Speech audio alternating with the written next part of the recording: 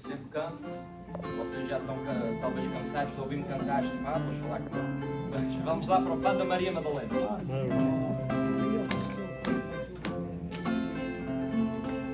Quem por amor se perdeu, não chore, não tenha pena. Quem por amor se perdeu, não chore, não tenha pena. Uma das santas do céu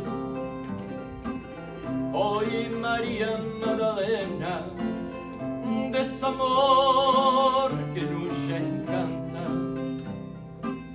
Até Cristo padeceu para poder tornar santa. Quem por amor se perdeu, Jesus só nos quis mostrar que o amor não se condena.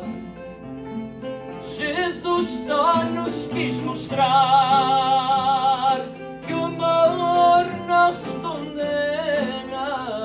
Por isso, quem sabe amar, não chore, não tenha pena. Por isso, quem sabe amar, não chore, não tenha pena.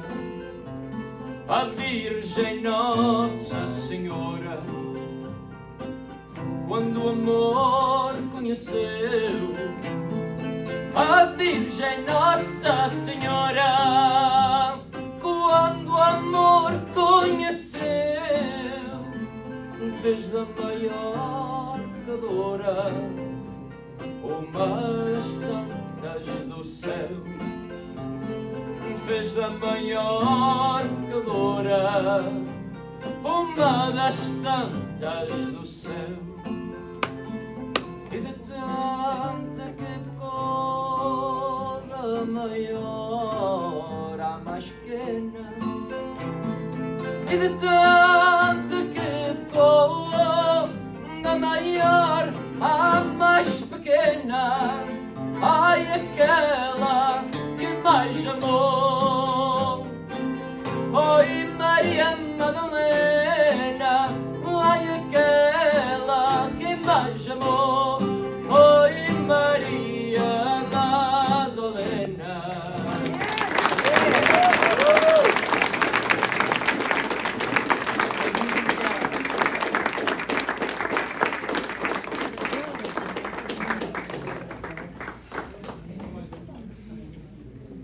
Muito bem.